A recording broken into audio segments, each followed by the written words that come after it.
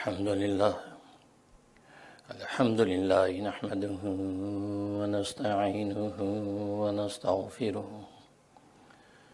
ونؤمن به ونتوكل عليه ونعوذ بالله من شرور أنفسنا من يهده الله فلا مضل له ومن يضلله فلا هادي له ونشهد أن لا إله إلا الله وحده لا شريك له ونظير له ولا مثل له ولا مثال له ونشهد أن سيدنا وسندنا وشفيعنا وشفيع أمرنا وحبيبنا وحبيب ربنا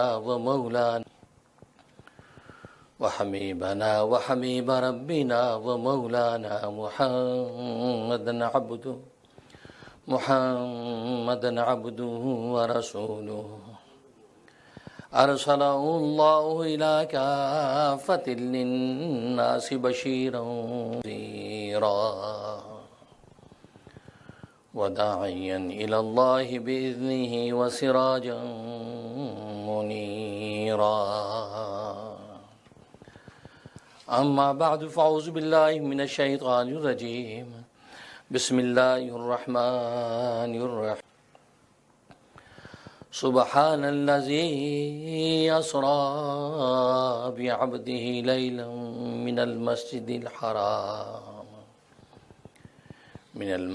الحرام إلى المسجد الأقصى الذي باركنا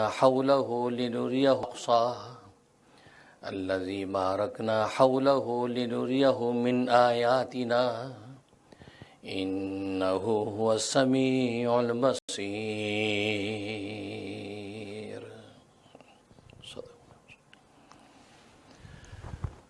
بزرگان محترم، برادران عزیز اور میری اسلامی بہنیں، اللہ تبارک و تعالی نے آسمان و زمین کے وجود و بقا کو ہدایت کے ساتھ جوڑا ہے.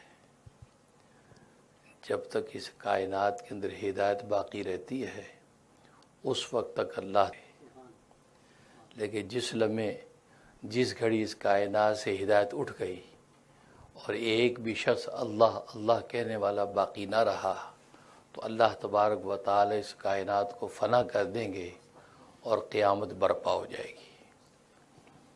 اس لیے حدیث میں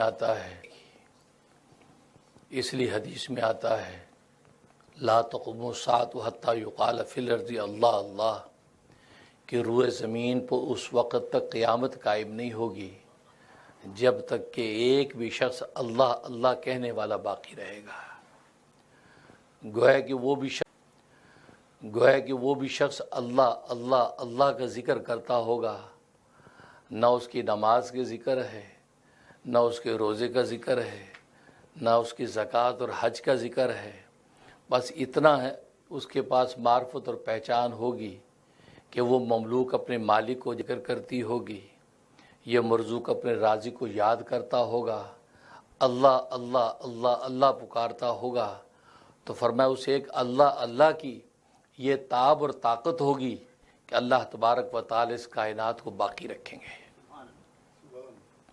لیکن جس لمحے وہ ایک اب اللہ تبارک و تعالی کو اس خالی خولی کائنات کی ضرورت نہیں رہے گی، بلکہ اللہ تبارک و تعالی اس کائنات کو فنا کر دیں گے اور قیامت برپا ہو جائے گی اور انسانیت اللہ تبارک و تعالی کے سامنے جواب دہ ہو کر کھڑی ہو جائے گی. اور یہ جوڑا ہے کہ ہدایت اللہ تبارک و تعالی نبوت کے راستے سے عطا کرتے ہیں، نبیوں کو اپنے زمانے میں بھیجتے رہتے ہیں، ان نبیوں کے ذریعے سے ہدایت اس کائنات کے اندر پھیلتی رہتی ہے. یہی وجہ ہے کہ سب سے پہلا انسان جو زمین پر اللہ تبارک و تعالی نے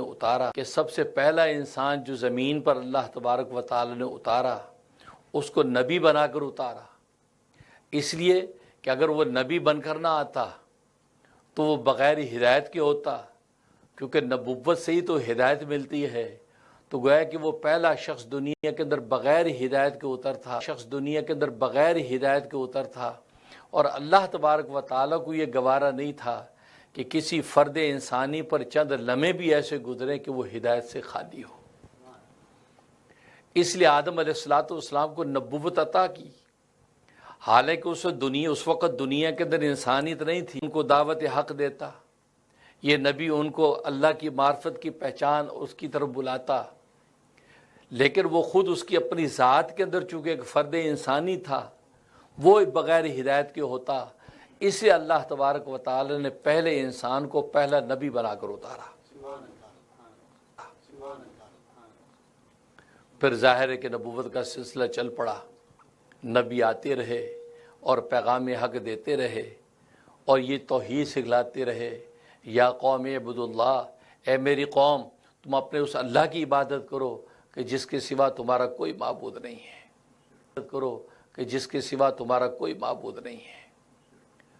تو گویا کہ پیغام چلتا رہا یہاں تک کہ سب سے آخر میں محمد مصطفیٰ احمد مجتبیٰ صلی اللہ علیہ وسلم تشریف لاتے ہیں۔ انہوں نے بھی اپنی قوم کو یہی کہا، قولوا لا الہ الا اللہ، لا الہ، تصدیق کر دو کہ اللہ کے سوا کوئی عبادت کے لائق نہیں ہے، تو تفلحون، تو تم فلاح پا جاؤ گے، دنیا کی کامیابیاں بھی تمہارے قدم چومیں گی اور آخرت میں بھی تم سرخرو ہو کر اللہ تبارک و تعالیٰ کی جنت و رضا میں داخل ہو جاؤ گے۔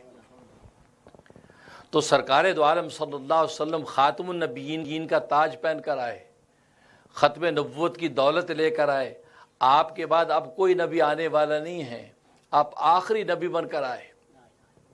تو گویا کہ نبی جب نبوت لاتا ہے تو اس کے لیے معجزہ بطور دلیل کے پیش کرتا ہے، چنانچہ ہر نبی نے اپنے زمانے میں معجزات پیش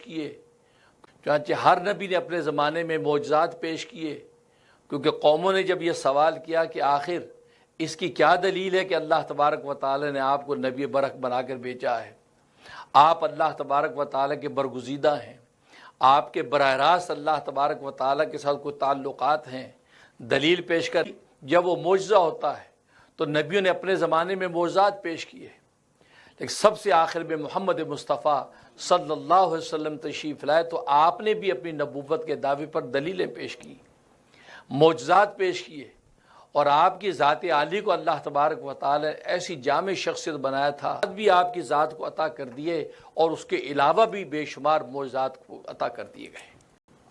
حسن یوسف دم عیسیٰ، ید بیضا داری، آنچ خوباں ہمہ دارن کی تو تنہا داری، ایک اکیلی آپ کی ذات کے اندر پہلے نبیوں کے سارے معجزات کو جمع کر دیا گیا،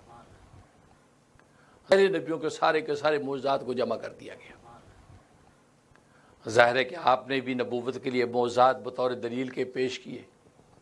ان معجزات میں سے عظیم الشان معجزہ جو علمی معجزہ ہے وہ تو قرآن کریم کا معجزہ ہے۔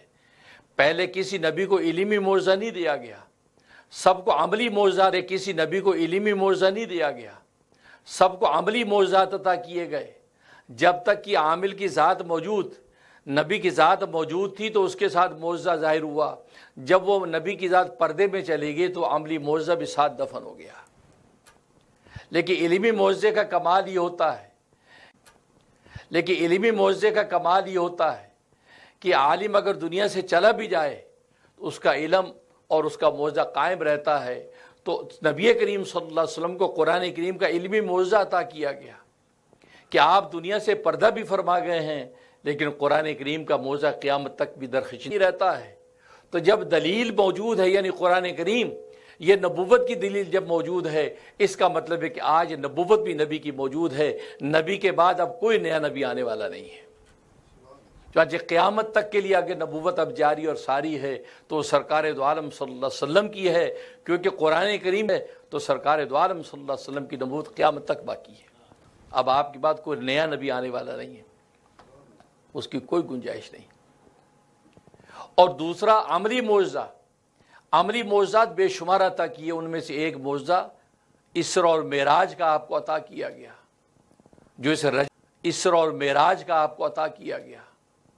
جو اس رجب کے مہینے کے اندر 27 رجب کی رات سرکار دو عالم صلی اللہ علیہ وسلم کو یہ معجزہ دیا گیا۔ آپ نے رات کے معمولی سے حصے کے اندر طویل ترین سفر طے کیا، مسجد حرام سے مسجد اقصی تک اس سفر کو ہیں، اور آپ نے حالت بیداری میں اسی جسم و جان کے ساتھ آپ نے یہ سفر کیا ہے۔ یہ کوئی خواب نہیں تھا، یہ کوئی کشف نہیں تھا، یہ کوئی الہام و القاء نہیں تھا، بلکہ آپ بیداری کی حالت میں اسی جسم و جان کے ساتھ مسجد حرام سے مسجد اقصی تک پہنچتے ہیں، پھر مسجد اقصی سے پھر آپ عالم بالا کی سیر کرتے ہیں، یہاں تک کہ مقام احدیت تک پہنچتے ہیں، سامنے اللہ تبارک و تعالیٰ کے موجود ہیں، اور قرآن جیسے کہ کہتا ہے کہ ایک تیر کمان کا فاصلہ، صرف ایک تیر کمان کا فاصلہ ہے، اور رسول اللہ صلی اللہ علیہ وسلم اللہ تبارک و تعالیٰ کے سامنے موجود ہیں، اور رسول اللہ صلی اللہ علیہ وسلم اللہ تبارک و تعالیٰ کے سامنے موجود ہیں، اور اپنی سر کی آنکھوں کے ساتھ اللہ کا دیدار کر رہے ہیں۔ خدا آپ نے دنیا میں آ کے فرمایا کہ رأیت اللہ عز و جل، میں نے اللہ کو دیکھا ہے، اور رأیت اور رویت آنکھ سے دیکھنے کو کہتے ہیں، اور ایک جگہ فرمایا رأیت نور العظم، میں نے نور اعظم کو دیکھا، یعنی اللہ کو دیکھا اسی سر کی آنکھوں کے ساتھ۔ وہ الگ بات ہے کہ آنکھوں سے جب دیکھا تو دل بھی ایک آنکھ بن گیا، اور دل بھی اسی آنکھوں کے ساتھ دیکھنے لگا۔ اللہ نے دل اور آنکھ دونوں برابر کے سامنے ہو تو وہ مخلوق جو اپنے خالق کو دیکھنے کے تڑپتی ہو تو پھر مخلوق کا رواں رواں آنکھ بن کر اس کو دیکھتا ہے۔ آج دنیا میں آپ کا کوئی محبوب سامنے آ جائے تو آپ صرف آنکھوں سے نہیں دیکھتے، بلکہ سمجھے روئیں سے اس کو دیکھ رہے ہوتے ہیں۔ تو نبی کریم صلی اللہ علیہ وسلم کے بارے میں جو لوگ یہ شبہ کر بیٹھتے نہیں دل کی آنکھ سے دیکھا ہے، دل کی آنکھ کیا، آپ کا پورا وجود ہی ایک آنکھ تھا، کیونکہ یہ محبوب اپنے محب کے سامنے تھا۔ تو آپ نے آنکھوں سے دیکھا، مقامی احدی تک پہنچے ہیں، یہ معجزہ آپ کو عطا کیا، یہ معجزہ آپ کو عطا کیا۔ اور مشہور قول کے مطابق جیسے میں نے عرض کیا کہ رجب کی 27 کی رات جو تھی، جو گزری ہے، اور اس رات کے اندر بعض نفلی اعمال و اشغال بھی میں نے مرتب کر کے فیس بک پہ ڈالے، لوگوں کو بتائے۔ ماشاء راتوں میں اشغال بھی میں نے مرتب کر کے فیس بک پہ ڈالے، لوگوں کو بتائے۔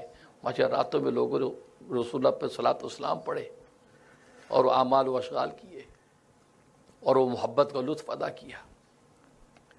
تو یہ معجزہ جس کو قرآن کریم میں اللہ تبارک و تعالی اتنی شان و شوکت کے ساتھ بیان کیا، اتنی شان و شوکت کے ساتھ کوئی معجزہ بیان نہیں کیا۔ فرمایا سبحان الذی، سبحان کے عنوان سے اس معجزے کو ذکر کیا۔ سبحان کسے کہتے ہیں؟ یہ سبحان عجیب لفظ ہے۔ سبحان کا لفظ اگر اللہ تبارک و تعالی کی طرف جو ہر کمزوری سے پاک ہے، دیکھو 3 درجے ہوتے، ایک کمزوری، دوسرا نقص، اور تیسرا عیب۔ 3 خامیاں انسان کے اندر ہوتی ہیں۔ ایک کمزوری ہوتی ہے، مطلب ہم کھاتے ہیں، ہم پیتے ہیں، ہم سوتے ہیں، ہم کھاتے ہیں، ہم پیتے ہیں، ہم سوتے ہیں، ہم جاگتے ہیں، ہم پہنتے ہیں، اوڑھتے ہیں۔ یہ کوئی عیب نہیں ہے کہ یار آپ کھاتے ہیں، یار آپ کے اندر تو یہ عیب ہے، نہیں، یہ کھانا ہماری کمزوری ہے۔ اگر ہم نہیں کھائیں گے تو جئیں گے کیسے؟ آپ پیتے ہیں، یار آپ بہت بڑا عیب پیتے ہیں، یار آپ بہت بڑا عیب آپ پیتے ہیں یار، تو کہ نہیں، یہ پینا ہماری کمزوری ہے، ہم نہیں پئیں گے تو مر جائیں گے۔ یار آپ سوتے ہیں، وہاں بہت بڑا عیب آپ میں، نہیں، یہ کمزوری۔ تو کمزوریاں انسان میں کمزوریاں ہوتی ہیں، تو ایک کمزوری، ایک نقص نہیں ہوتا۔ تو جب سبحان کی نسبت اللہ تبارک و تعالیٰ کی طرف ہوتی ہے، اس کا مطلب اللہ ہر کمزوری سے پاک ہے۔ ولا سنۃ ولا نوم، اللہ اکبر، قرآن ہے نا آیت الکرسی، ولا سنۃ ولا نوم، کہ وہ ذات ایسی ہے نہ وہ اس کو نیند آتی نہ اونگ آتی ہے۔ آپ کے یار آپ میں تو بہت بڑا ہے، آپ تو اونگتے ہیں، آپ کو نیند آ جائے، یار آپ نے بہت بڑا، آپ تو سوتے ہیں، عیب نہیں، یہ ہماری کمزوری ہے۔ لیکن اللہ تبارک و تعالی اس کمزوری سے بھی پاک ہے۔ اتنی قدرت والی ذات کہ اس کے اندر کسی قسم کی کوئی کمزوری نہیں۔ جب کمزوری نہیں ہے تو نقص اور عیب کے اندر کسی قسم کی کوئی کمزوری نہیں۔ جب کمزوری نہیں ہے تو نقص اور عیب کا تو سوال ہی پیدا نہیں ہوتا۔ تو معلوم یہ ہوا کہ جب سبحان کی نسبت اللہ تبارک و تعالی کی طرف ہوتی ہے تو اس کا مطلب وہ ذات جو ہر کمزوری سے پاک ہے۔ تو اللہ تبارک و تعالی نے جب صبح کو ذکر فرمایا تو کائنات انسانی کو یہ اعلان کر دیا کہ سنو، اس بندے کو جو آسمانوں کی سیر کروانے والی ذات جو ہے وہ ہر کمزوری سے پاک ہے۔ تم یہ شبہ نہیں کرنا کہ یار آسمانوں پہ کیسے چلے گئے، یار اتنا لمبا سفر کیسے کر لیا، یار یہ راتوں رات معمولی حصے میں کیسے ہو گیا۔ اللہ فرماتے وہ خود نہیں، میری ذات ایسی کہ ہر کمزوری سے پاک ہے، میں ہر چیز پر قادر ہوں۔ اس لیے انداز ایسا اختیار کیا کہ بعد میں کسی کو اس معجزے کے انکار کی گنجائش ہی نہ رہے۔ سبحان اللہ۔ مجھے یاد آ گیا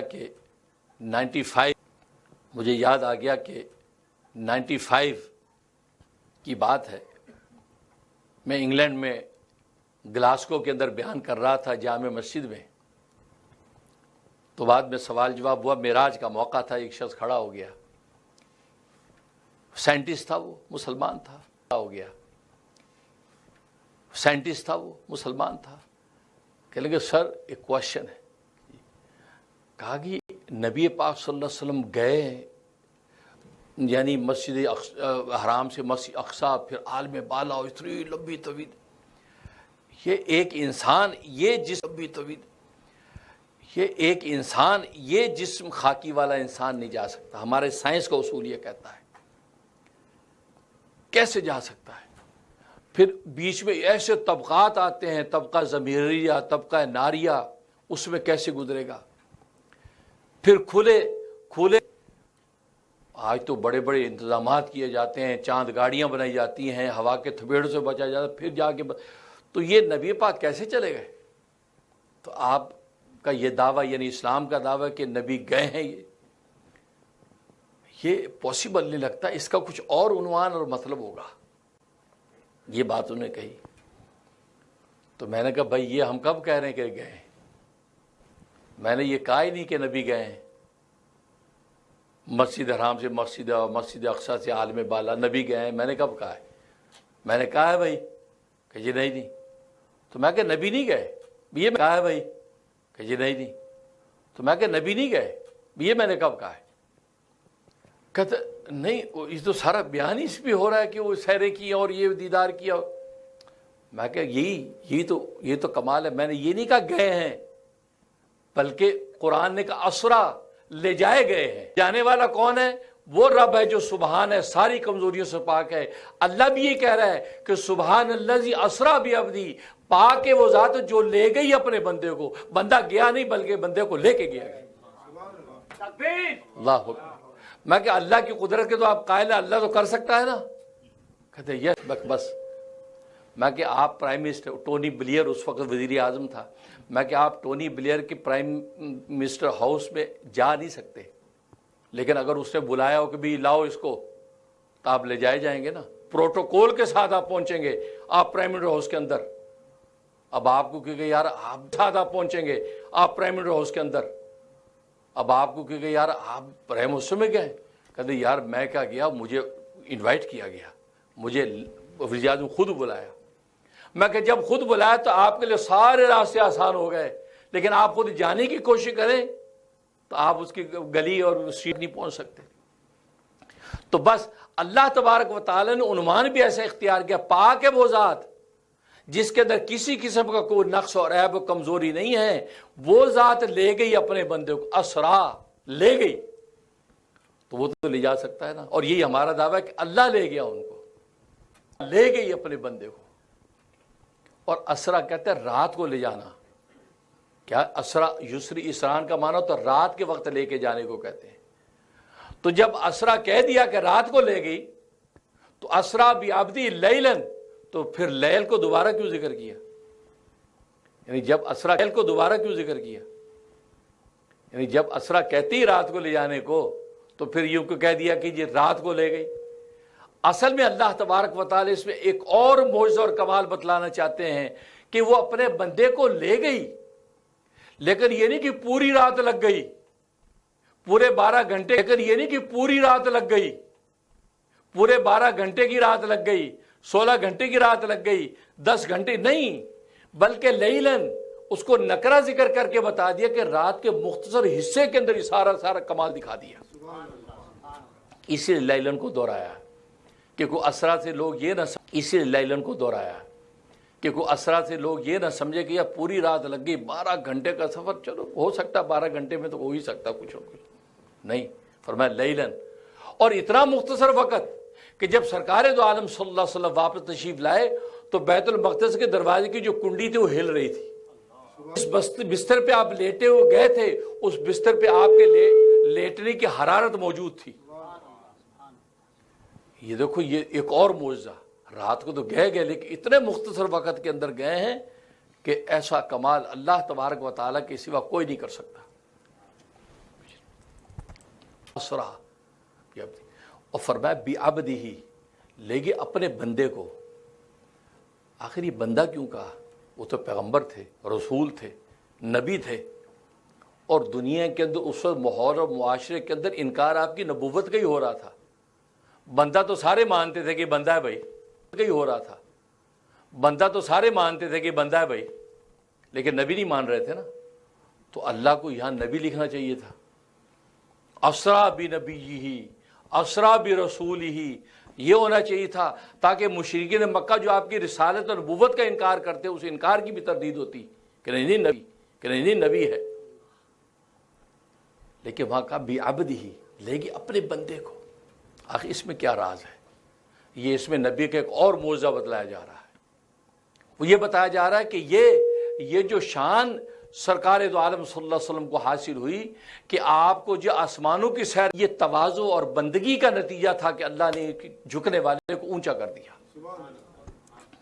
اس لیے اور اسی لیے اس موقع پہ دو کمال آپ کو عطا کیے، دو کمال۔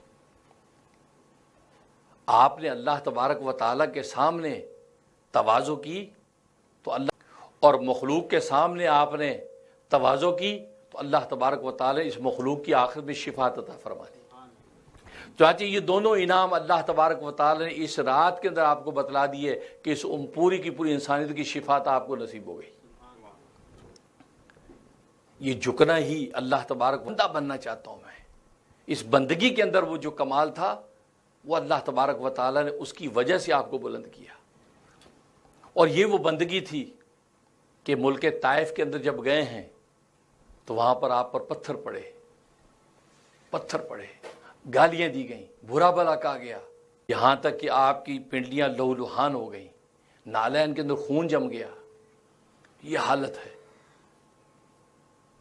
اور جبرائیل الصلوۃ والسلام ظاہر ہو گئے اور کہا کہ ملک الجبال، یعنی پہاڑوں کا جو فرشتہ آپ کے سامنے حاضر ہے، اس کو آپ جو کہیں گے کرے گا۔ ملک الجبال آ گیا، کہا کہ اللہ کے حبیب حکم دیجئے، میں پہاڑوں کا فرشتہ ہوں، یہ دونوں پہاڑوں کو آپس میں ملا دوں تو یہ طائف اور مکہ کے انسان سارے کے سارے پس جائیں گے جنہوں نے آپ پر اتنا ظلم ڈھایا۔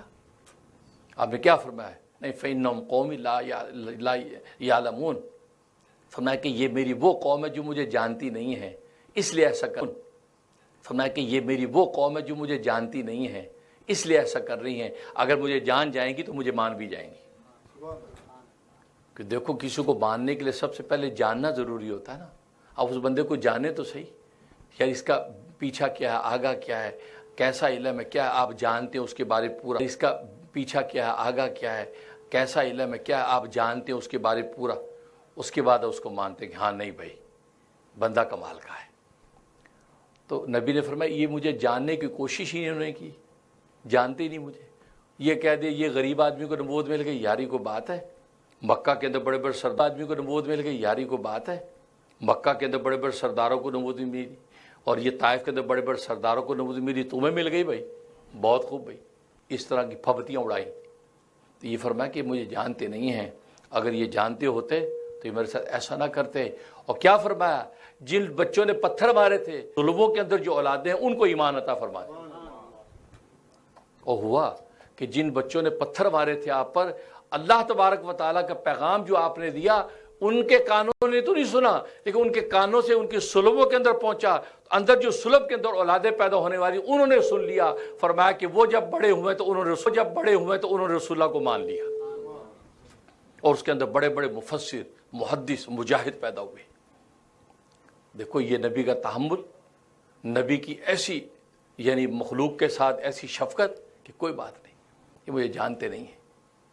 ادھر آپ کی یہ بندگی آپ اللہ کے لیے پتھر کھا جانتے نہیں ہیں، ادھر آپ کی یہ بندگی آپ اللہ کے لیے پتھر کھا رہے ہیں، اب انتہا ہو گئی نا ظلم کی۔ تو اللہ نے اسی تسلی کے لیے جب آپ مکہ واپس آئے ہیں اللہ نے آپ کو معراج عطا فرما دی، تاکہ محبوب تو اکیلا نہ سمجھ اپنے آپ کو۔ یہ جو پتھر پڑے ہیں یہ ہمارے منشا کے بغیر کے اندر ہمیں جو لطف آ رہا، صبر تحمل تو نے کیا، اور پتھر پڑ رہے ہیں اور پھر تو مجھے پکار رہا ہے اور میری مخلوق پر شفقت کر رہا ہے، پر یہی نظارہ اور لطف ہم آنکھوں سے دیکھنا چاہتے تھے، ورنہ ہم تو تیرے اتنے پیارے اور تو ہمارا اتنا پیارا ہے، آ جا تجھے معراج کا وہ مقام عطا فرماتے کہ جبرائیل کو بھی نصیب نہیں ہے۔ کہاں پتھر پر بے بس نظر آ رہے ہیں اور کہاں جیسے واپس مکہ پہنچے اللہ تبارک و تعالیٰ اپنے پاس بلا لیا۔ تبھی تو کہتے ہیں ان مع العسر یسرا، ہر تنگی کے بعد آسانی ہوتی ہے۔ یہ آزمائشیں آتی ہیں، شرط یہ کہ آپ کا جو قدم وہ اللہ کے لیے ہو۔ دنیا کے مفادات کے لیے اگر تڑپتے پھرتے ہیں تو وہ اللہ جانے، لیکن اللہ کے لیے دنیا کے مفادات کے لیے اگر تڑپتے پھرتے ہیں تو وہ اللہ جانے، لیکن اللہ کے لیے خدا کو پانے کے لیے اور لوگوں کو یہ دعوت ہے کہ یار خدا کو پالو، اس پر اگر آپ پر پتھر پڑتے ہیں تو یقین کرو تمہاری منزل پہ معراج ہی ہے۔ اللہ تمہیں بلند کرے گا، ساری بلندیاں تمہارے سامنے پست ہو جائیں گی اور پھر اس مقام پر پہنچیں گے۔ کہتے اے اللہ کے حبیب، اس سدرۃ المنتہا یہ سارے کمالوں کی انتہا ہے، اس سے اوپر جانے کی مجھے مجال نہیں ہے۔ اگر میں نے اس سے اوپر جانے کی کوشش کی تو اللہ تبارک و تعالیٰ کے نور سے میرے پر جل جائیں گے، میں آگے نہیں جا سکتا۔ اس سے اوپر آپ ہی جا سکتے، میرا اس سے اوپر جانے کے آگے نہیں جا سکتا، آپ ہی جائیے۔ اس بات پر امیر شریعت حضرت مولانا سید عطا اللہ شاہ بخاری رحمۃ اللہ علیہ ایک بات فرمایا کرتے تھے، سید زادے تھے اور عاشق مصطفیٰ تھے۔ فرمایا کہ اے جبریل تو نے بڑی نادانی کی، فرمایا کہ اے جبریل تو نے بڑی نادانی کی۔ رب کعبہ کی قسم، جب میرے حبیب نے کہا تھا کہ چلو میرے ساتھ آگے، اور آپ بغیر کچھ کیے آگے بڑھ جاتے، تو جب نبی کا ساتھ تجھے نصیب تو تھا اور تو ساتھ جاتا تو فرمایا کہ اللہ تبارک و تعالیٰ تجھے اپنا قرب، اور تو ساتھ جاتا تو فرمایا کہ اللہ تبارک و تعالیٰ تجھے اپنا قرب خاص بھی دیتے اور پر بھی نہ جلاتے، کیونکہ تیرا ہاتھ نبی کے محبوب کے ہاتھ میں تھا۔ فرمایا کہ جیسے درباری شاہی کے اندر شاہوں کے ساتھ غلام بھی گھس جاتے ہیں تو سامنے والے بادشاہ غلاموں کو بھی اعزاز دیتے ہیں۔ فرمایا کہ جبریل تو نے بڑی نادانی کی، بادشاہ غلاموں کو بھی اعزاز دیتے ہیں۔ فرمایا کہ جبریل تو نے بڑی نادانی کی، اگر تو میرے محبوب کے اشارے پہ آگے بڑھ جاتا تو اللہ تبارک و تعالیٰ محبوب کے چہرہ انور کی برکت سے تجھے وہ مقامات اللہ دکھا دیتے جو آج تک نہیں دیکھ سکے گا۔ محمد رسول اللہ، یہ تو عشق و مستی کی بات ہے نا، غلطی کی۔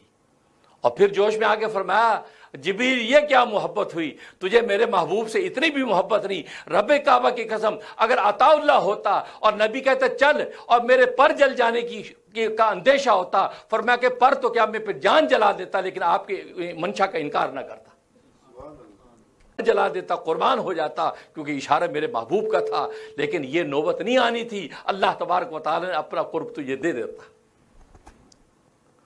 تو سدرۃ المنتہا کے بعد جبرائیل نہیں جا سکا، اللہ تبارک و تعالیٰ نے اسرافیل کو بھیجا، اسرافیل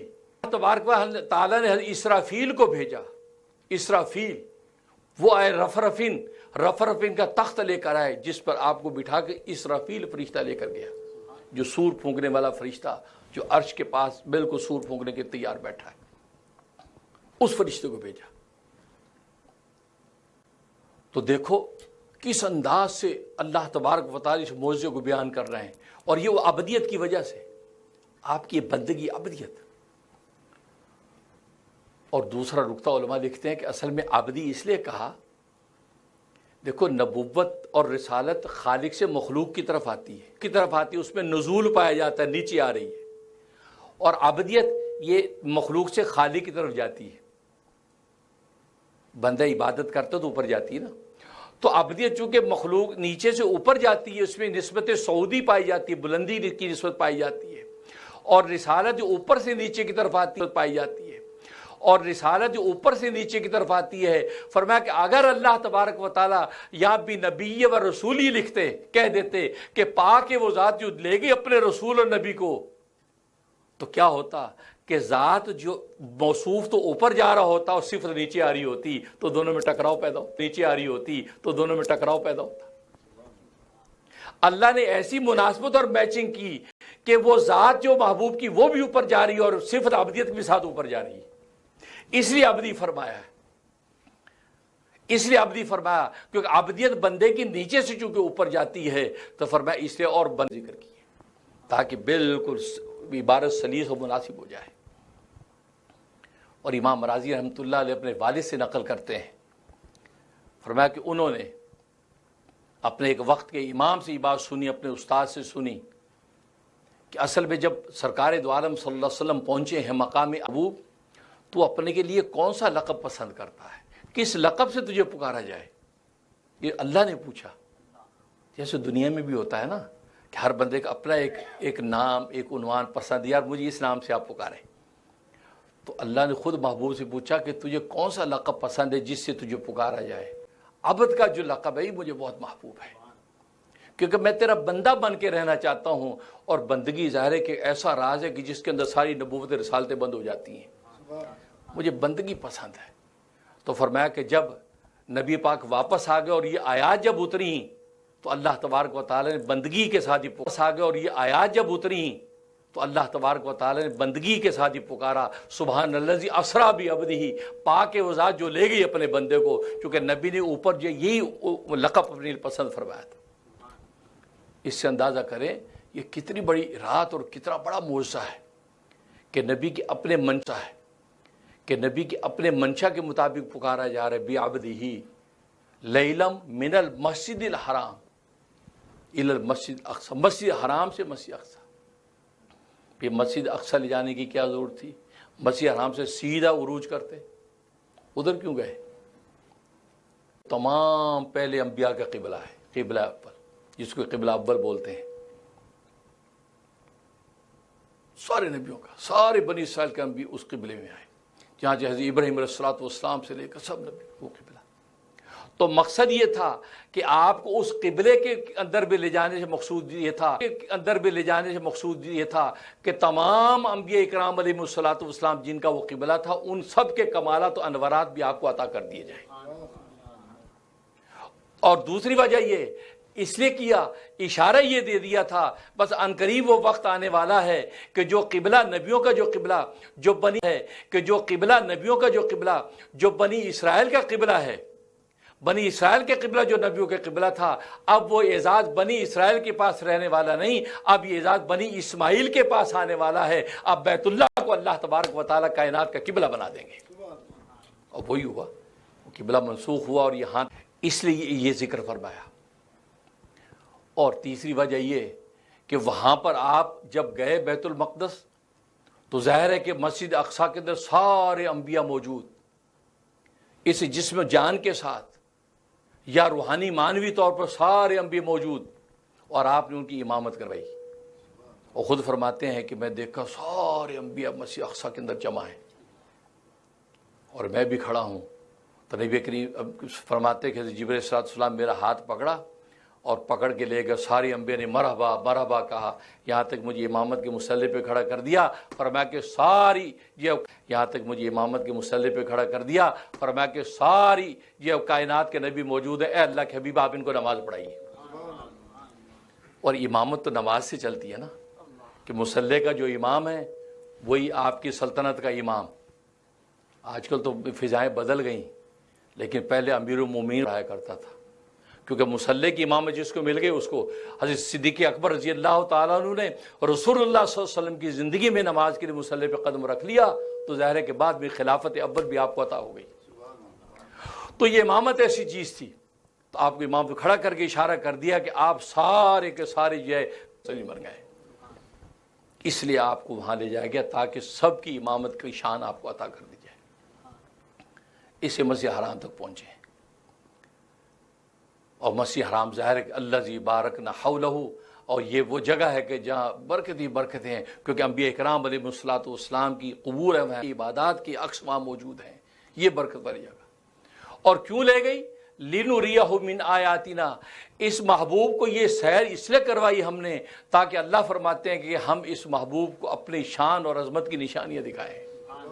और वो दिखाई 10 मेराजें हुई, 10 मेराजें 7 आसमानों तक तो 7 मेराजें, फिर उसके बाद सिदरतुल मुंतहा ये 8वीं मेराज, फिर मकाम शरीफ अकलाम ये 9वीं मेराज, फिर मकाम आहदियत अर्श इलाही पर मकाम इहाद अल्लाह के दू बदू बैठे हैं, तो ये 10 में आहदियत अर्श इलाही पर मकाम इहाद अल्लाह के दू बदू बैठे हैं, तो ये 10 मेराजें हुई। और 10 मेराजों में इशारा इस बात की तरफ कर दिया कि जब अल्लाह तबारक व तआला से आपने मुलाकात कर ली, 10 मेराजें हो गई, इसका मतलब ये है कि बस 10 हिजरी में आपका इंतकाल हो जाएगा। अल्लाह से मुलाकात का मतलब ये है कि बस ये, क्योंकि आप ये 10 मेराजें मुकम्मल हो चुकी हैं।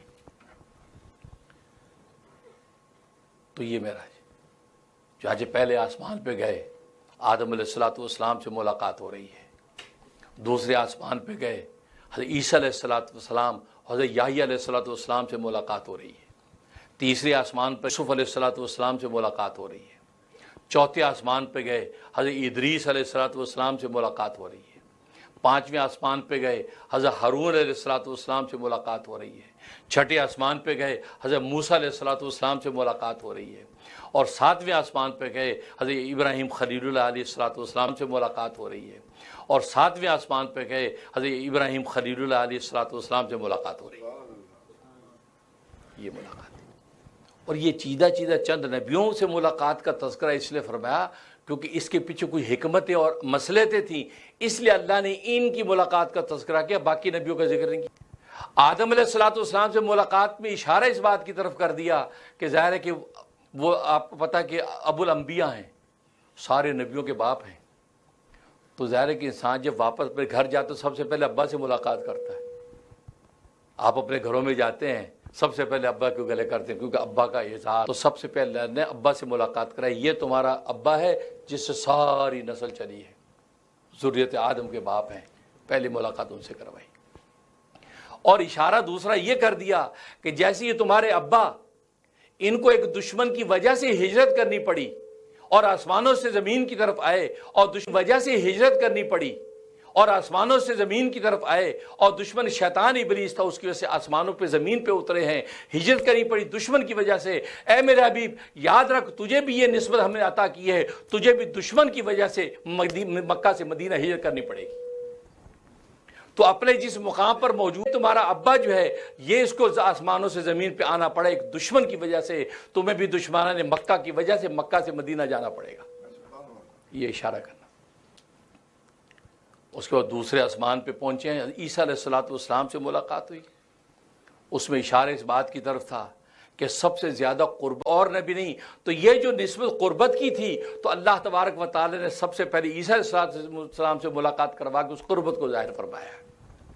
और दूसरा इशारा कर दिया कि जैसे यहूद ने ईसा अलैहिस्सलाम के साथ दुश्मनी की, उनको कत्ल करने की कोशिश की, अल्लाह तबारक व तआला आसमानों पे उनको जिंदा उठा लिया। इसी तरह याद रखें, यहूद आपको भी कत्ल करने की कोशिश करेंगे, आपके साथ मकरो फरेब करेंगे, आपको जहर देने की कोशिश करेंगे, आपको कत्ल करने की कोशिश करेंगे, आप पर पत्थर मारने की कोशिश करेंगे। जितनी साजिशें यहूदियों ने की मदीना के अंदर रहते हुए, फरमाइए तुझे भी इसी तरह कत्ल करने की कोशिश करेंगे, लेकिन हमने जैसे ईसा को फरमाइए तुझे भी इसी तरह कत्ल करने की कोशिश करेंगे, लेकिन हमने जैसे ईसा को बचाया, हम अपनी जात की और किबरियाई की कसम खाते हैं, मोहम्मद तुझे भी हम बचाएंगे। और बचाया, खाने में जहर मिला दिया, आसमान ऊपर से पत्थर फेंका, कैसी कैसी हरकतें की, वाकयात मौजूद है, कैसी कैसी हरकतें की, वाकयात मौजूद है। लेकिन फरमाया कि इससे ईसा से मुलाकात की कि ईसा को जैसे यहूदियों के दुश्मनों का सामना हुआ, तो आपको भी इस दुश्मनी का सामना होगा, लेकिन आप परेशान ना हो, हम आपके साथ हैं, हिफाजत हम तुम्हारी करेंगे। इसलिए ईसा अलैहिस्सलाम से मुलाकात। और फिर याह्या अलैहिस्सलाम से इसलिए मुलाकात हुई क्योंकि दोनों खालाजाद भाई हैं, क्योंकि इकट्ठे एक ही दूसरे आसमान पर हैं, इसलिए हज़रत याह्या से भी मुलाकात हो गई। और तीसरे आसमान पर हज़रत यूसुफ अलैहिस्सलाम से मुलाकात हुई। उसमें इशारा क्या था? اللہ اکبر. اس میں اشارہ یہ تھا کہ یہ بتلانا تھا کہ اے میرے حبیب، امت ہے یہ امت کل روز قیامت میں جنتوں میں جب داخل ہوگی، ہر امتی کو ہم حسن یوسف عطا کریں گے. ہر امتی کو حسن یوسف عطا کریں گے. اب وہ حسن یوسف کیسا ہے؟ اے میرے حبیب اپنی آنکھوں سے دیکھ لیے، وہ حسن یوسف جو تیرے ہر امتی کو عطا کیا جائے گا. اب دیکھو یہ ہمارے لیے کتنا بڑا اعزاز ہے. اب دیکھو یہ ہمارے لیے کتنا بڑا اعزاز ہے کہ یوسف علیہ الصلوۃ والسلام جیسا حسن ہر امتی کو ملے گا اور جنت میں داخل ہوگا. اللہ، اس لیے یوسف علیہ الصلوۃ والسلام سے ملاقات ہے. اور دوسرا اشارہ یہ تھا، جیسے یوسف علیہ الصلوۃ والسلام کو اپنے بھائیوں نے کنویں کے اندر ڈالا، ان کے ساتھ دشمنی کی، تو آپ کے اپنے جو بھائی بند ہوں گے، آپ کے اپنے قبیلے اور برادری کے خاندان کے لوگ آپ کے ساتھ دشمنی کریں گے. اس دشمنی کی وجہ سے یوسف کو جیسے دوسری جگہ جانا پڑا، لیکن وہاں پر ہم نے یوسف کو بلندیاں عطا فرما دی. اور ایسے ہی تجھے مکہ سے مدینہ جانا پڑے گا، اور مکہ جب جائے گا تجھے ہم بلندیاں عطا فرما دیں گے. اور جیسے یوسف علیہ السلام جب اس بادشاہ مصر بن کے بیٹھے ہیں، تو ساری بھائیوں نے جا کے آپ کے سامنے معافی مانگنے کی کوشش کی. آپ نے معافی مانگنے کی ضرورت نہیں، میں تمہیں ویسے ہی معاف کرتا ہوں. فرمایا تجھے بھی ہم وہ شان دیں گے کہ فتح مکہ ہوگا تو مکہ کے اندر واپس آئے گا تو اپنی قوم کو یہی کہے گا، لا تثریب علیکم اليوم، لا تثریب علیکم اليوم. جیسے میرے بھائی یوسف نے اپنے بھائیوں کو معاف کر دیا، اے لوگوں آج میں نے بھی تمہیں معاف کر دیا. اور وہ شان اللہ نے عطا کی. اس لیے یوسف علیہ السلام سے ملاقات کروائی. اور اس کے بعد ادریس علیہ السلام کو چوتھے آسمان پہ ملاقات ہوئی. ادریس علیہ السلام یہ چوتھے آسمان پر ملاقات ہوئی. ادریس علیہ السلام یہ چوتھے آسمان پر. وَرَفَعْنَهُ مَكَانًا عَلِيًّا، قرآن نے کہا کہ ہم نے بہت اونچا بلند مقام عطا کیا ان کو. تو اشارہ یہ تھا کہ اے حبیب تجھے بھی ہم اسی طرح بلند مقام عطا فرمائیں گے. اور ادریس علیہ السلام کو ملاقات کی ایک عنوان یہ کہ ادریس علیہ السلام وہ ادریس نے ایجاد کیا. ادریس نے قلم ایجاد کیا اور وہ کاغذ پہ لکھا کرتے تھے. اشارہ کہتے میرے محبوب جو قلم ادریس نے ایجاد کیا تھا اس قلم کے ساتھ آپ سلاطین دنیا کو خط لکھیں گے دعوت اسلام کے، اور خوش لوگ اس خط کو دیکھ کر اسلام قبول کریں گے. چنانچہ آپ نے خطوط لکھے سلاطین دنیا کو اور دعوت اسلام کی جو ان کو دعوت اسلام دی. تو اشارہ ہے ادریس کی طرف کہ جیسے ادریس نے جس قلم کو ایجاد کیا اس قلم سے آپ خط لکھیں گے. چنانچہ آپ نے خط لکھوائے. اس کے بعد پانچویں آسمان پہ حضرت ہارون علیہ السلام سے ملاقات ہوئی. اشارہ اس بات کی طرف تھا کہ حضرت ہارون علیہ السلام سے ملاقات ہوئی. اشارہ اس بات کی طرف تھا کہ ہارون علیہ السلام نے جب گوشالہ کی پوجا سے روکا اور اپنی قوم کو شرک سے روکا تو قوم ان کی دشمن ہو گئی، ان کو قتل کرنے کے در پہ ہوئی. اس نبی کی نسبت آپ کو بھی ملے گی. آپ اس قوم کو شرک سے جب روکیں گے اور 360 بتوں کی پوجا سے جب روکیں گے، یہ قوم آپ کی دشمن ہو جائے گی، آپ کے قتل کے در پہ ہوگی. اور جیسے ہم نے ہارون کو بچا لیا تھا میرے محبوب تجھے بھی اسی طرح ہم بچا لیں گے.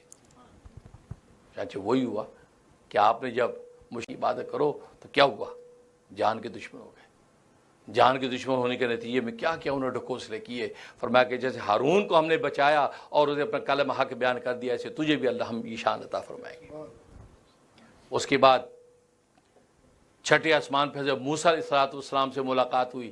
اشارہ اسلام نے جس طرح ملک شام کو فتح کیا، پھر ان کے غلام یوشع نے ملک شام کو فتح کیا.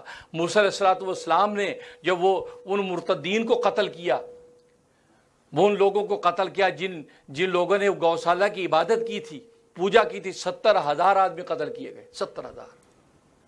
ظاہر ہے کہ جب معافی ہوئی تو معافی کا کیا عنوان اللہ نے قائم کیا؟ اللہ نے اندھیری رات کر دیا، اندھیرا کر دیا، ایسا اندھیرا کر دیا کوئی نظر ہی نہیں آتا تھا. فرمایا کہ ایک دوسرے کو قتل کرو، کیونکہ 3 طرح کے لوگ بنے تھے اس پوجا کے وقت میں. بعض وہ تھے جنہوں روکا تھا بھائی شرک ہے بھائی نہیں کرو، نہیں پوجا کے وقت میں. بعض وہ تھے جنہوں روکا تھا بھائی شرک ہے بھائی نہیں کرو نہیں کرو نہیں کرو. دوسروں نے کہا اور یار کچھ نہیں کرو بھائی، یہ اصل تو یہ خدا ہے، یہیں سے نکلے گا سب کچھ. اور تیسرے وہ تھے ان کا یار ہم تو نیوٹرل رہتے ہیں بھائی، ہم نیوٹرل، نہ ادھر نہ ادھر، وہ سائڈ پہ ہو کے بیٹھ گئے. اللہ کو پہلے والے تو پسند آئے کہ جنہوں روکا، لیکن لوگ رکے نہیں بلکہ ان کو مارنے کے دوڑے. تو فرمایا اللہ نے کہا کہ ان کو تو ایک طرف کر دو، باقی یہ جو 2 ہیں ایک وہ جو نیوٹرل بن کے بیٹھ گئے، اور نیوٹرل کوئی چیز نہیں ہوتی بھائی. نیوٹرل میں گاڑی چلتی ہے، یہ خام خواہ یا ریورس لگاؤ یا فارورڈ لگاؤ، گیئر لگاؤ. نیوٹرل یہ بیوقوف لوگ جی ہم تو نیوٹرل ہے، ہم نہیں. جہاں ایمانیات کے معاملات ہوں وہاں آپ کو بولنا ہے. آپ اپنا حصہ ڈال دیں، کوئی مانے نہ مانے، تو آپ ان بچنے والوں میں، نجات کرنے والوں میں چلے جائیں گے. تو فرمایا یہ نیوٹرل ان بچنے والوں میں، نجات کرنے والوں میں چلے جائیں گے. تو فرمایا یہ نیوٹرل اور یہ جو کر رہے تھے، ان دونوں کو کہو کہ ایک دوسرے کو قتل کریں. اندھیرا کر دیا اور قتل کیا. فرمایا کہ جب تک ہمارا غصہ ٹھنڈا نہیں ہوتا اس وقت تک معافی نہیں ہوگی. اور کتنے آدمی قتل ہوئے؟ 70,000 آدمی. 70,000 70,000 انسان قتل ہوئے، خون کی ندیاں بہہ گئیں. اب اللہ تبارک و تعالی نے بنی اسرائیل کی توبہ قبول کی. فرمایا کہ اشارہ اس بات کی طرف تھا بالکل اسی طریقے سے جیسے ان مرتدین کو قتل کیا اور 70,000 قتل ہوئے تھے، بالکل اسی طریقے سے اے نبی تیرے ساتھ ایک ایسا مارے جائیں. اور یہ 70 مارے گئے، 1,000 کے برابر. تو اشارہ تھا 70 مارے جائیں گے. وہ بڑے بڑے سردار غزوہ بدر میں، کیونکہ بدر کے اندر بھی آپ کے دشمن بن کے آئے تھے، اللہ تبارک و تعالی نے ان کو تہتے کر دیا اور آسمان سے فرشتے آ کے قتل کر گئے. اور 7ویں آسمان پہ جب پہنچے، فرشتے آ کے قتل کر گئے. اور 7ویں آسمان پہ جب پہنچے ہیں، حضرت ابراہیم علیہ السلام سے ملاقات ہوئی. ظاہر کہ ابراہیم علیہ السلام تو وہ شخصیت ہے جن کی آپ دعائیں ہیں. اللہ سے دعا کی تھی کہ اللہ ایک ایسا نبی مبعوث کر دے کہ جو وہ ان کو تیرے آیات کی تعلیم دے، ان کو تیرے آیات کی تعلیم دے، تربیت کرے. تو ابراہیم علیہ السلام آپ کے جد امجد ہیں، ان کی دعا کا نتیجہ کہ اللہ تبارک و تعالی نے آپ کو مبعوث فرمایا. تو ابراہیم علیہ السلام سے ملاقات ہوئی. یہ 7 ملاقاتیں 7 آسمان، اور پھر آگے سدرۃ منتہا، مقام شریف و کلام، یہاں تک اللہ نے تحفہ کیا دیا. یہ اتنی بڑی رات ہے اور آپ کو یہ رات سمجھ نہیں آتی کہ یار معراج کی رات چھوڑو یار، وہاں ہے پتہ نہیں کون سی ہے. اللہ یہ وہ رات ہے جس شب و روز 5 وقتہ نمازیں تم پڑھتے ہو، سجدے کرتے ہو، اور نماز کو نجات کا ذریعہ سمجھتے ہو کہ نماز کے بغیر کچھ بھی نہیں. وہ نماز اسی نماز ملی ہے اور آپ اس رات کے بارے میں اس کو ڈھونڈنے کی زحمت نہیں کرتی. یا یہ کون سی مبارک رات تھی جس میں ہمیں نماز کا انعام ملا، جس نماز پر اللہ نے ساری کی ساری ایمانیات کی بنیاد رکھی. یار کیسی مبارک رات. آج دنیا میں کسی خاص موقع پہ، کسی خاص دن میں آپ کو کوئی انعام مل جائے تو وہ جس رات میں اللہ نے یہ نماز نازل کی، عطا کی ہے، نماز کو تحفہ دیا ہے. اور آپ کو پتہ ہے کہ بادشاہ وقت اپنے پاس بلا کے جب کسی محبوب کو تحفہ دے، اس تحفے کی عظمت کا عالم کیا ہوگا. نماز کو تحفہ ملا. اور کتنی نمازیں؟ 50 نمازیں، 50. آپ بڑی خوشی لے 50 نمازیں، 50 آپ بڑی خوشی لے کے آ رہے ہیں. حضرت ابراہیم علیہ السلام سے گزرے، کیا ملا؟ 50 نمازیں ملی. ماشاءاللہ بہت اچھا، دعا دے دی، چلے گئے. نیچے 6ٹھے آسمان پہ حضرت موسیٰ علیہ السلام، یہ کیا ملا؟ 50 نمازیں ملی. 50 نمازیں جی ٹو مچ، جیسے آج کہتے ہیں لوگ ٹو مچ. یہ بچوں کو کہتے 5 نمازیں، 5 نمازیں پاپا، 5 ٹو مچ. وہ کہتے بہت زیادہ ہے 50. بھائی میری امت کو 3 ملی تھیں، اس میں ڈنڈیاں مارتے رہے، اور آپ کی امت تو میری امت سے بہت کمزور. یہ نبی پاک نے فرمایا کیا کروں؟ کہا واپس جائیے، تخفیف کی درخواست کیجیے کہ رب کریم کم کیجیے، تخفیف کی درخواست کر. اچھا چلے گئے. اللہ نے 5 کم کر دی، 45 ہو گئی. واپس آ گئے. ہاں جی یہ 5 معاف ہو گئی. آپ تو خوش تھے کہ 5 معاف ہو گئی، آپ تو خوش تھے کہ 5 معاف ہو گئی. حضرت موسیٰ نہیں ہو 45 ہو 45 ہو ٹو مچ. دوبارہ جائیے. 9 دفعہ گئے، 9 ٹائم، 9 5 45. تو 9 حاضریوں میں 45 معاف ہوئیں، 5 رہ گئی. اب جب 5 رہ گئی تو موسیٰ علیہ السلام فرمایا کہ یہ 5 بھی زیادہ ہے، میرا خیال آپ پھر جائیے. موسیٰ علیہ السلام فرمایا کہ یہ 5 بھی زیادہ ہے، میرا خیال آپ پھر جائیے. نظر ثانی کروائی، کوئی 1 آدھ ہو جائے بس کافی ہے. جیسے آج بھی ہمارے جیسے ڈنڈیاں مار کے 1 آدھ ہی پڑھتے ہیں، بڑا زور لگا، عشاء پڑھ لی، بڑے خوش ہو گئے، سارا دن پورا ہو گیا. یا فجر پڑھ لی، اس کے بعد غائب ہو گئے. تو 1 آدھ مل جائے بہت زیادہ ہے. مجھے اب شرم آتی ہے، اللہ نے 45 معاف کر دی یار، بار بار مجھے شرم آتی ہے، میں نہیں جاتا. یہ بات کہی. اور ایک روایت میں آتا ہے کہ آپ کے دل میں یہ بات آئی کہ ہر حاضری پہ اللہ 5 مائنس کر رہے ہیں، ٹوٹل 5 رہ گئی. ہو سکتا ہے جب میں جاؤں اللہ یہ 5 معاف کر دیں تو میں تحفہ کیا لے کر جاؤں گا؟ کیونکہ اللہ کا اسلوب 5 کو مائنس کرنے کا آ رہا ہے، تو 5 تو رہ گئی ٹوٹل. تو اللہ یہ نہ ہو کہ 5 بھی ختم کر دے تو تحفہ کیا ملا مجھے؟ آپ نے کہا نہیں مجھے شرم آتی ہے، بس میں یہی کافی ہے، اللہ سے کفایت کی دعا کرتا ہوں. یہ کہہ کے چلے ہیں، آواز آئی، اللہ سے کفایت کی دعا کرتا ہوں. یہ کہہ کے چلے ہیں، آواز آئی، اللہ کی آواز، لا یبدل القول لدی، اے میرے حبیب ہم جو فیصلہ کرتے وہ بدلتا نہیں ہے. ہم نے تجھ پر 50 نمازیں فرض کر دی تھی، ہم نے یہ فیصلہ 50 کا کر دیا تھا، لیکن تیری تخفیف کی درخواست سے 5 معاف کر دی اور ٹوٹل لیکن تیری تخفیف کی درخواست سے 5 معاف کر دی اور ٹوٹل 5 کر دیے ہیں. لیکن میری کبریائی کی قسم ہے تیری امت 5 نمازیں ادا کرے گی لیکن نامہ اعمال میں 50 کا ثواب لکھیں گے. کمال کر دیا، کیونکہ ہم نے 50 کہہ دیا تو 50 کہہ دیا. یہ 5 کی گویا کہ تاس کی ہم نے اس کے اندر بھر دی ہے، کیونکہ ہم اپنے فیصلے بدلتے نہیں ہیں. تیرے امت ہی 5 پڑھے گا، ہم 50 کا ثواب دیں گے. اب بتاؤ یہ اللہ کی عنایت نہیں؟ اب یہاں ایک سوال پیدا ہوا کہ یار یہ مشورہ جو حضرت موسیٰ نے دیا حضرت ابراہیم نے کیوں نہیں دیا؟ پہلے تو وہ تھے نا، وہ جد امجد تھے، تو ہے اللہ کا خلیل اور ایک ہے اللہ کا کلیم. ٹھیک، خلیل کے اندر خلت، محبت، دوستی ہوتی ہے اور دوست پہ قربان ہوتا ہے. جب دوست نے یہ سوچا کہ 50 نمازیں ہیں، وہ تو خلیل تھے لہذا مقام خلت پر فائز تھے، انہوں نے اپنے محبوب کے فیصلے پر ہاں کر دی، سر جھکا لیا کہ جیسا میرا دوست چاہے کچھ نہیں بولے. لیکن جب کلیم کے پاس ہے، کلیم کا کام ہی بولنا ہے، جب انہوں نے کہا ہے اور بولنے والا جو دوست اس سے بے تکلفی ہوتی ہے، ایک ناز ہوتا ہے، تو موسیٰ علیہ السلام کلیم بولنے والے تھے، وہ بول پڑے کہ نہیں 50 زیادہ کم کراؤ. اس لیے فرمایا کہ کلیم بول پڑے کیونکہ کلیم بولنے والا ہے. اس لیے فرمایا کہ کلیم بول پڑے کیونکہ کلیم بولنے والا ہے، اور وہ خلیل دوست ہے اور دوست کے منشا پہ قربان ہوتا ہے. انہوں نے کہا ٹھیک ہے میرے محبوب نے 50 کی تو لے جاؤ. اس لیے ابراہیم نہیں بولے، ورنہ یہ بات تو ابراہیم کے دل میں بھی ہوگی. یہ تحفہ ہمیں اس رات میں ملا ہے. اور دوسرا تحفہ کیا ملا؟ یہ آخری آیات، آمن الرسول بما انزل، سورہ بقرہ کی آخری آیات یہ اس رات کے اندر ملی ہیں. اور یہ آیات بڑی زبردست ہے. خود سوچے اس رات میں اللہ نے یہ آیت تحفہ دی ہیں، اس میں کتنا بڑا راز ہوگا. سارے وظیفے بھول جاؤ، اسی آیت کو آپ کم از کم 41 دفعہ پڑھنے کا اہتمام کریں. 41 ٹائم 41 دفعہ اس آیت کو پڑھ لیا کرو، یہ سورہ آمن الرسول کو آخر تک، آپ کی زندگی کے سارے مقاصد حل ہو جائیں گے. اس میں اتنے راز ہیں، اس رازوں پہ گفتگو کریں تو گھنٹوں لگ جائیں، کریں گے کبھی. لیکن یہ اس رازوں پہ گفتگو کریں تو گھنٹوں لگ جائیں، کریں گے کبھی. لیکن یہ وہ اس لیے یہ اس رات میں یہ ملا تحفہ. بس یہی پڑھ لیا کرو، آپ بیڑا پار. آپ 41 ٹائم کچھ بھی نہیں لگے، 10 منٹ نہیں لگتے، جو چاہو کہ عطا کیا جائے گا. اور تیسرا انعام یہ ملا کہ اے میرے حبیب تیری امت میں کوئی شخص پہ شرک کرے گناہ کبیرہ ہم معاف کر دیں گے. یہ 3 انعام ملے.